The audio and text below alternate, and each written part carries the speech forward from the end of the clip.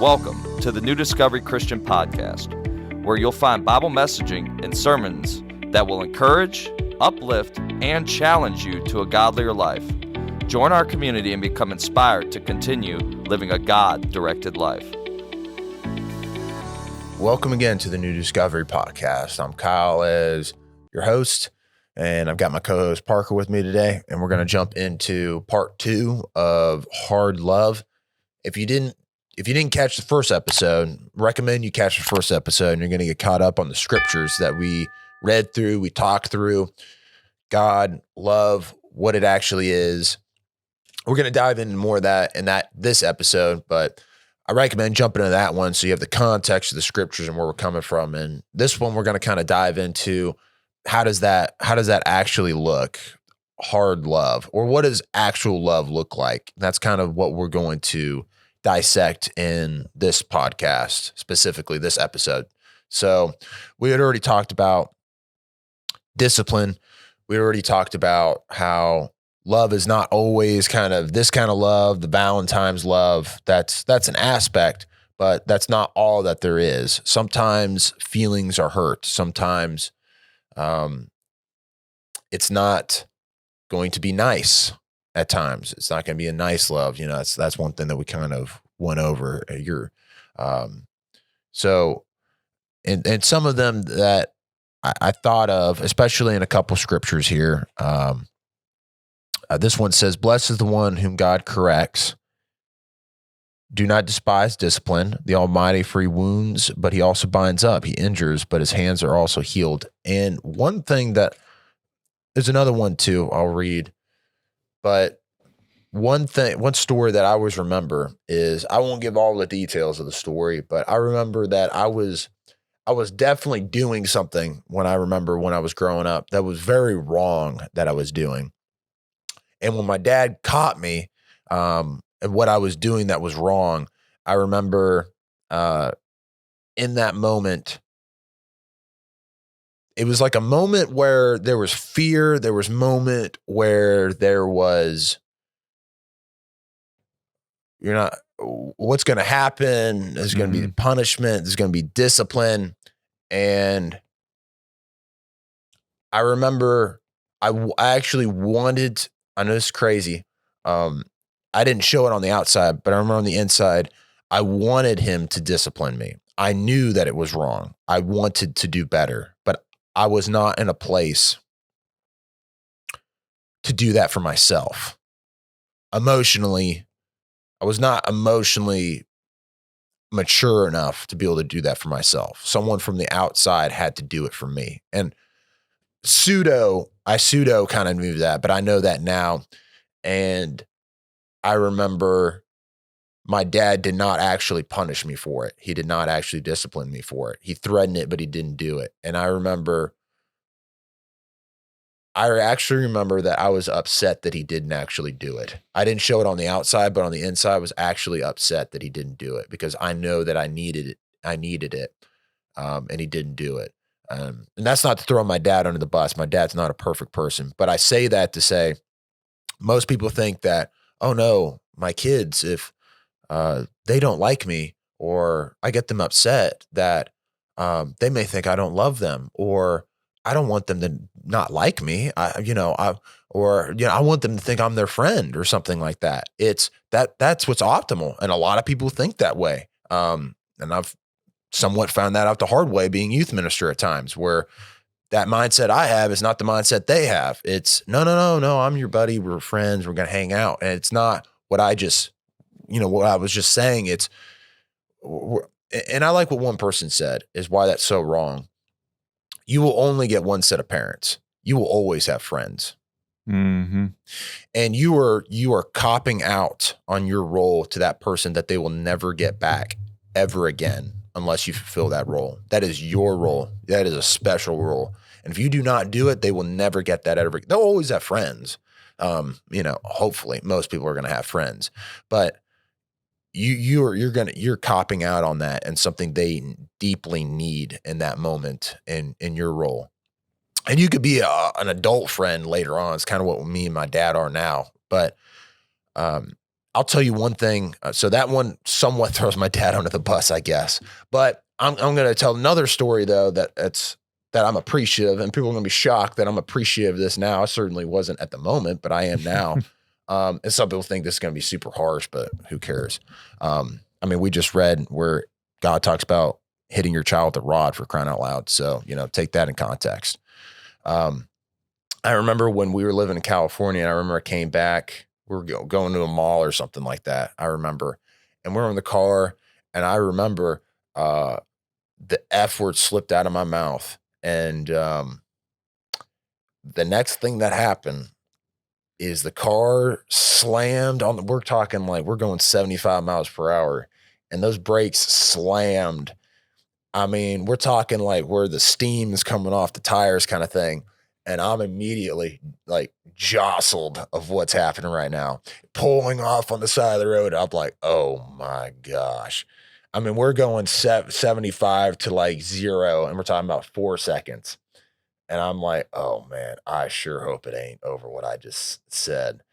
And I remember the next thing my dad did was he turned around. I'm about 7 or 6 years old. This man grabs me by one arm in my shirt. I'm in a seatbelt. This man rips me out of my seatbelt with one arm and pulls me to the front of the car and is looking at me and is like, well, what did you say? And I'm like, and he's like, okay, you said what I thought you said. And he like just tosses me like a paper rag back in the seat. And he's like, when we get home, you're going to go in your room and I'm going to whip you. After he said that, no one talked in the car. Everyone was silent. My mom was just like, pfft. Everyone else was like, I'm like, oh my gosh, I'm going to die, I guess. Like, and my dad's a big guy. He's a big guy now, but he was a big guy then. I'm like, oh no, I'm just not going to live. I'm not going to survive.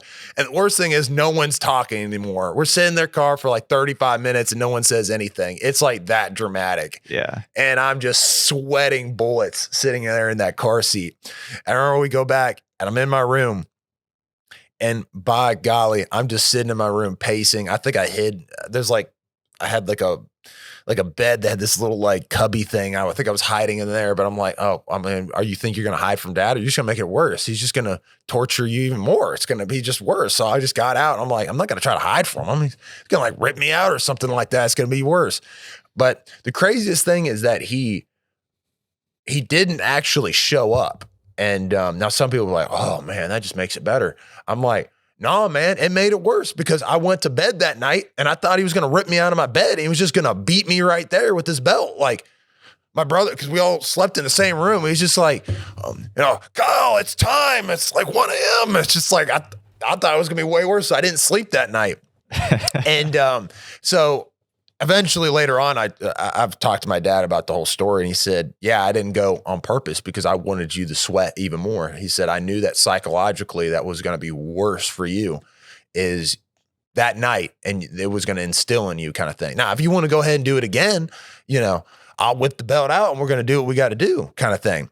But that's all to say this is that the fact that my dad did that and he made it such a dramatic thing and he was willing to do that, even though Kyle didn't like it. My emotions were definitely hurt.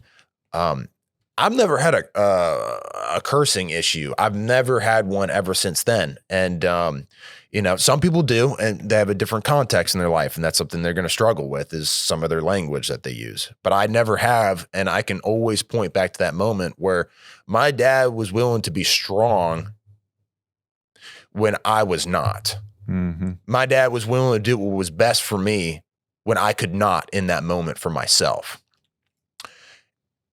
Mm-hmm. And that is always, that is a story that's always stuck in my head is that that is actual true love is even though I was ignorant in the moment of what was best for me, someone else was willing to do what was best for me, even though it made them uncomfortable.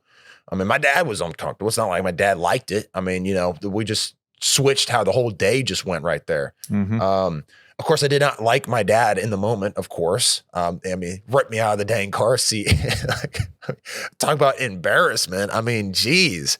But it's all to say that I can look on it right now and say, I am so appreciative he was willing to make me uncomfortable. to do something that I did not like in the moment, because later on, it's like it says in Hebrews, it produces a harvest of righteousness. That's an awesome thing that I have in my life now, where I don't have to just worry about something slipping out of my mouth kind of thing, and some people do have to, that's, and obviously I don't know the backstory, but my dad was willing to do that, willing to be strong like that. And some were not. And so, but that's all to say that's a parent, of course, and that's how God views that. But I guess another way of looking at it as well is, are you willing for people not to like you, even though you're doing the best for them? And someone may say, where's an example for that? And I can't remember if we talked about this before the podcast or in the first episode, but I'm always reminded of Jesus when Peter is pulling him aside and says, no, you're not going to die on the cross. You're crazy, man. And Jesus turns around and says, Satan, get behind me. It's like, whoa. I mean, do you think Peter's feelings got hurt? I mean, we went from moments like, Peter, you're the rock of the church, the keys to the kingdom. You're the man. And then turn around, you're Satan, get behind me. It's like, okay, Jesus knocked that man down a few levels. Jesus put that man in his place right there. But is Jesus a bad person? Is he? Of course, he wasn't nice in the moment, but why did he do that? He did that because that was the best thing. Well, first he's defending himself in that moment and what he's doing in his boundaries, and Jesus going to do what God called him to do. That's just the way that's going to go down. But at the same time, it was good to put Peter in his place, because Peter needed to be put in his place for Peter's sake, not just Jesus' sake, so that Peter's back aligned with the way things need to be. And I don't think Peter understood that. I think Peter only understood that after the cross, which kind of, it's like what I'm saying with my story. It took time for Peter to even understand why Jesus did what he did.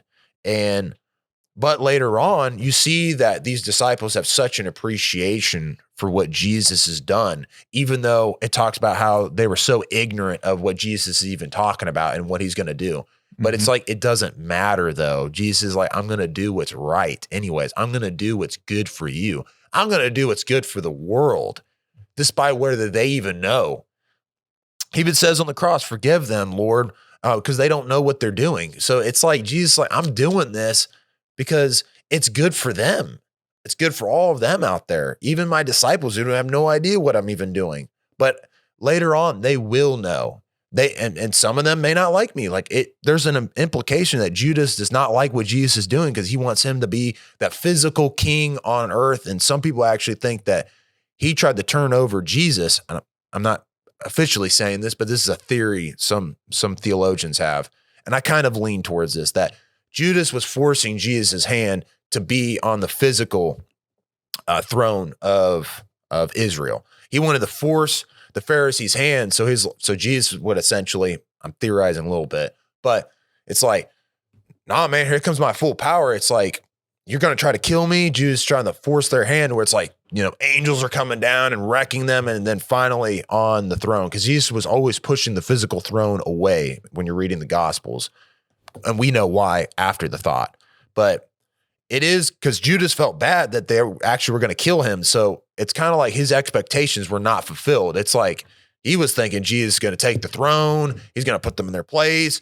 He's going to take them down. And apparently Peter thought that way because he takes a sword out and he cuts one of the guy's ears. So they have this kind of expectation still that was not fulfilled. But that being said, Jesus still did what was best for everyone, including us right now. We wouldn't be sitting here if he wanted to, I'm going to take the physical throne of Israel. Oh, that's great. What about us later?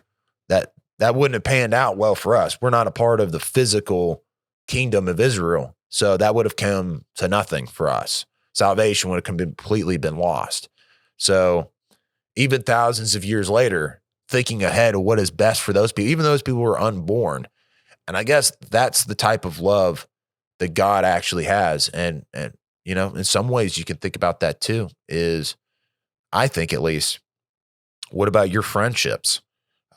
What about family members? What about people in the church? Is that how you conduct yourself? Or is it more of, I don't want to rock the boat.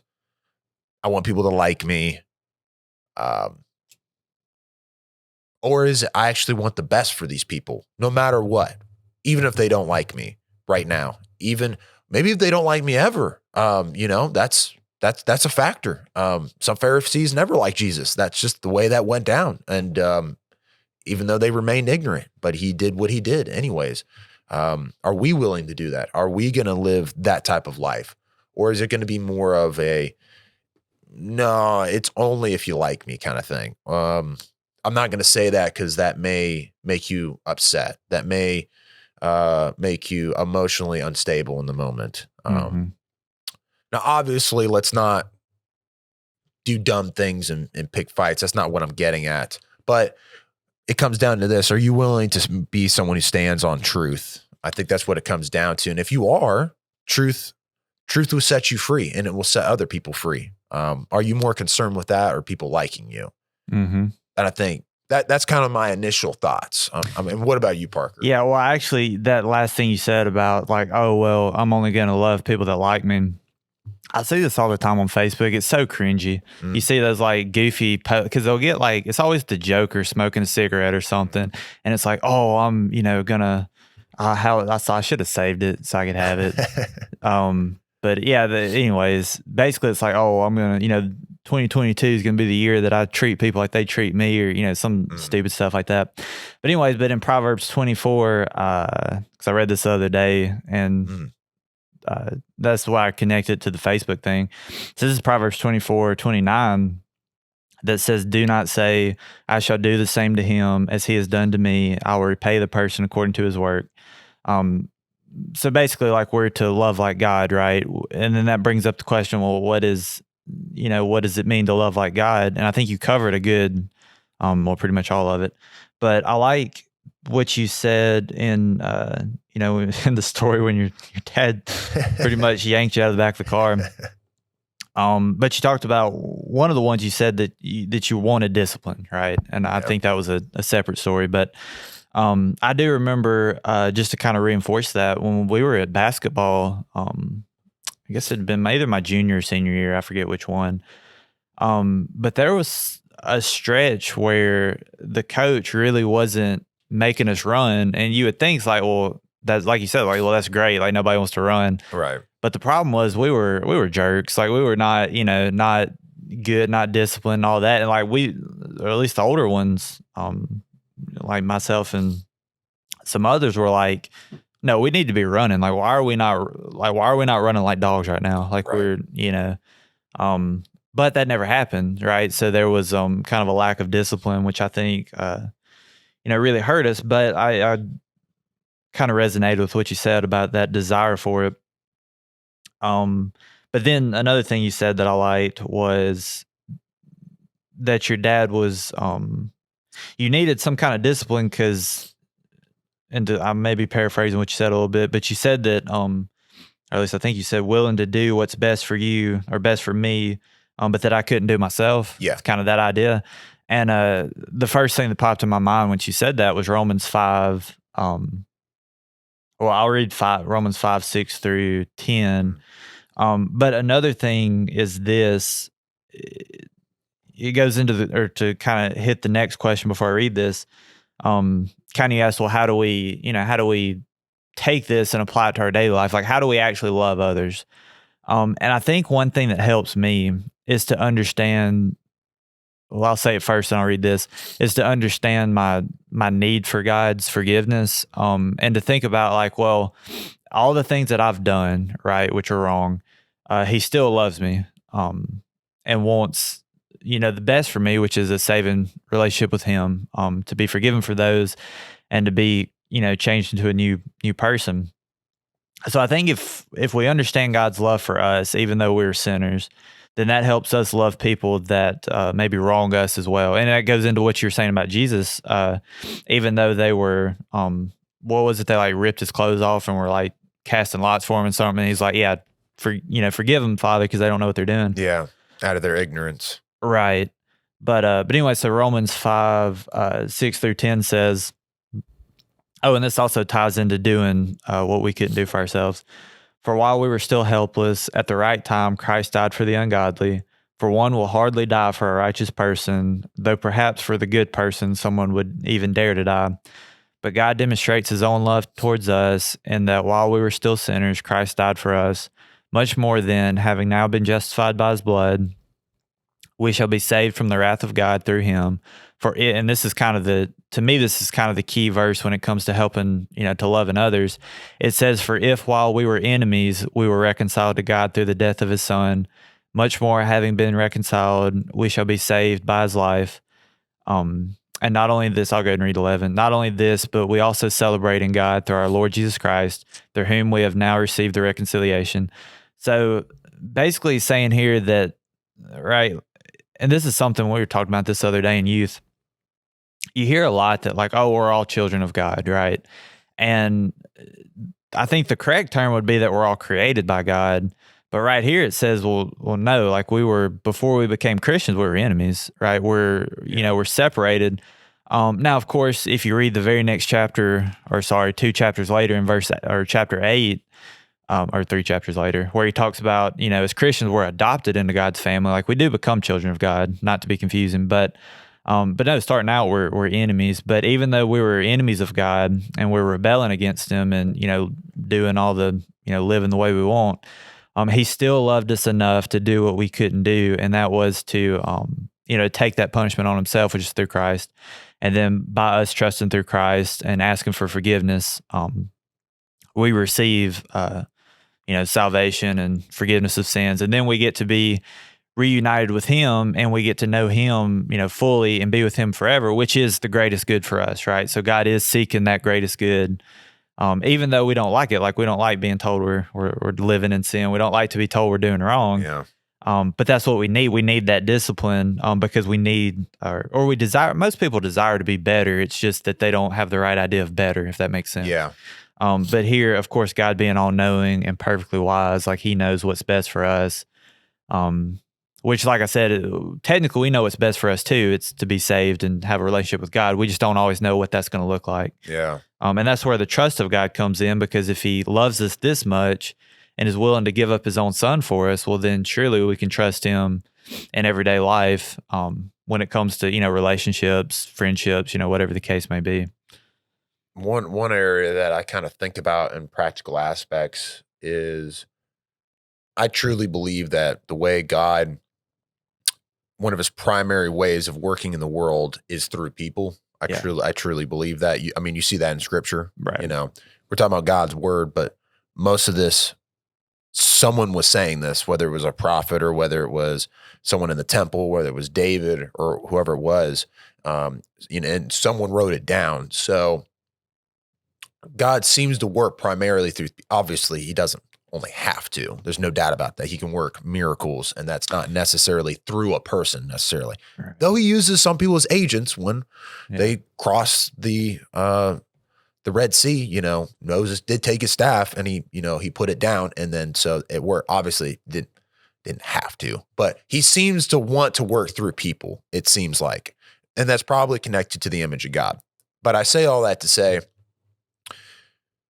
we sometimes think when it comes to discipline and correction that people don't really have anything to do with that, especially in our culture. It's, we'll just let their conscience take care of that. Yeah. I'm not going to say anything or rock the boat or say whether it's in church or something of that matter. Well, the problem is that one of the main factors and one of the main ways that God works in the world is through people. So let's say, well, Kyle, Jesus says, judge as you want to be judged. First thing Jesus says is judge. So yeah, but he says, do it as you want to be. So in a fair way. So if you're coming down super harsh and unfairly, then yeah. Do you want that to happen to you? Whatever level it is. Obviously it's going to be more harsh depending on what actually happened, but you should not treat someone who maybe misspoke or something like that as if they shot up Walmart. Right. If someone shot up Walmart, then yeah, there's going to be some things that are going to come down a bit more hard than if someone misspoke or they made a mistake or something like that, and just coming down like, I'm going to choke you, maybe not physically, but like metaphorically, I'm going to put you in your place. That's where wisdom comes in. I truly believe. But some people will think any type of discipline or doing anything is completely wrong. Yeah. And then, there's one thing that I could think of that I was in the church that I was disciplined for, and I'm actually thankful for, if I'm quite honest. I guess I'll go into it a bit. I remember one of my girlfriends, she was more, and this was out of ignorance on my part, if I'm quite honest. She was really about kissing and loving and that kind of thing, and posting that on Facebook and Instagram. And I guess I didn't think much of it at first, but I'm glad that someone came up to me and just out of my ignorance, I didn't know. I just didn't see in this perspective. He's just like, I don't know if you know, Kyle, that just kind of just looks bad though, if you know. And you know what? And I didn't. Yeah, I mean, I see what they're saying. Yeah. And you know what? I'm glad someone said, well, your freedom, blah, blah, blah, or something like that. You could do whatever you want or something. Some people are going to think like that. But I'm glad they came up to me and at least confronted me with it. And it's like, it puts me on the edge of, do I actually believe this is right? Do I have any backing in scripture on this? Does it look wrong? Let me take other people's perspectives. Because just because someone corrects you doesn't always mean they're right, by the way. Right. It doesn't necessarily mean that. But they're putting you on the edge of making you think twice about, are you doing what's right? It puts you in that moment. Everyone needs that, unless you think you're God, essentially, and then, well, there's a different problem there. But yeah. So, taking it down that you're not God, and that you're a reasonable person and that you're ignorant and you don't know everything. Yeah. That's good for you, So only God doesn't need that. So I remember that moment I thought about it. I was just like, I guess it doesn't look too good, I guess. And you know what? I had to confront her about it. She didn't like it. She didn't. Of course, I don't like it when someone's going to confront me about something. Let's meet at this time, that kind of thing. Oh no, what did I do kind of thing. And that was a lot better than what I thought I guess it could have been kind of thing. But I was like, yeah, all that's reasonable, man. You know what I mean? And of course it's not comfortable to have this conversation, but at the same time, I'd rather this uncomfort happen than looking stupid in the long term kind of thing, and looking bad in the long term. I will always take that. It's like ripping the Band-Aid off kind of thing. It's not going to feel good right now, but later on it's going to be good that you got it off. So, and I remember I confronted her about it and she didn't like it. But I put the boot down and that's the way it was. And it was kind of like, I made a big deal out of it, because it kind of was a big deal once I knew. I mean, I didn't know previously out of ignorance, but I was like, no, I just don't think that looks good. Let's not do that.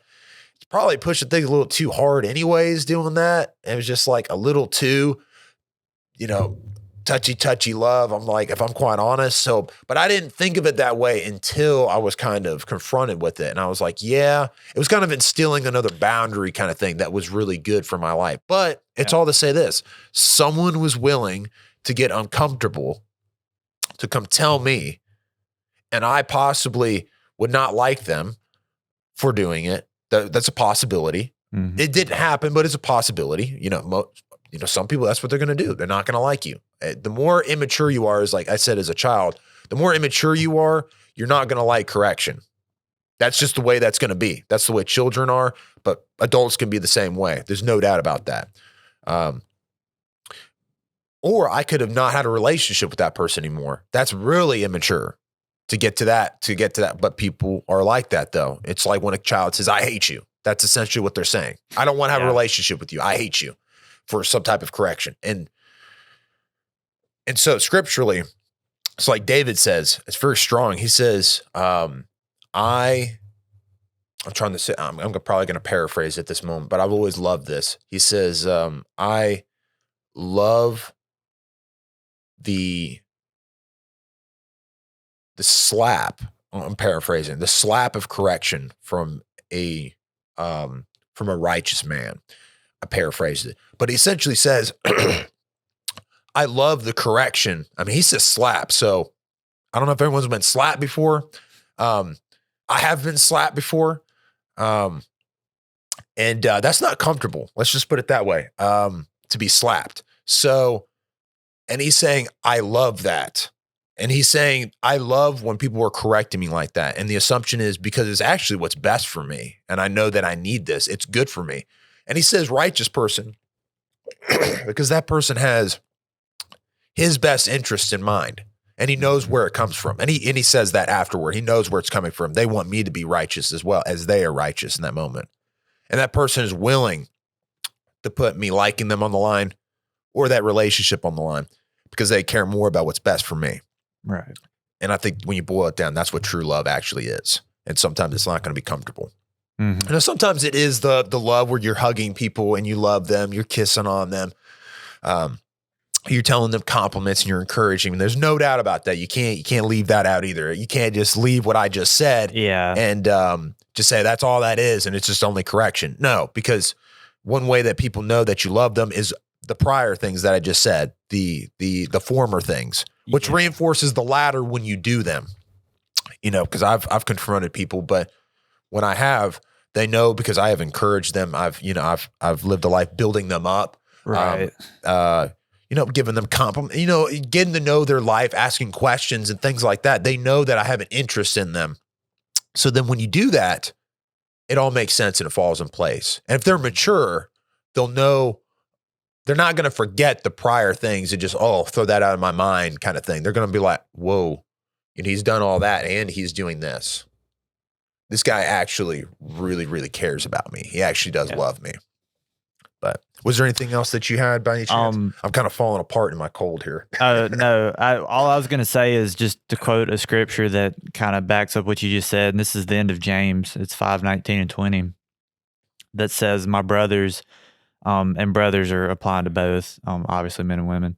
But he says, my brothers, if anyone among you strays from the truth and someone turns him back, let him know that the one who has turned a sinner from the error of his way will save his soul from death and cover a multitude of sins. Mm-hmm. Right. So we're in James or across all the New Testament as well, but specifically here, like we're encouraged to, reach out and correct people that we see falling into sin for the sake of them and others. It's not because we're better, but because, as you said, we want to see the best in them. Yeah. We'll end it right there before I start falling apart in my cold here. I don't think I'll make it. Yeah. So, but thank you for joining in on this podcast with us today.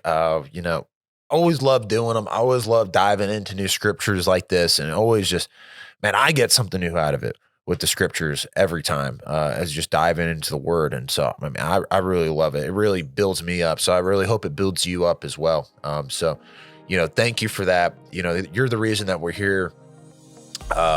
If you want to continue to get more, subscribe to us. It'll keep you updated with our videos. Like them if you actually do like them. I'd say dislike them, but they removed that from YouTube if you actually do dislike it. So maybe you do, so that's, maybe that's a correction for us. Know whether we're doing the right thing. You put comments in there on what you think. Either ways, maybe we're missing something. But until then, we'll catch you on the next episode. See ya.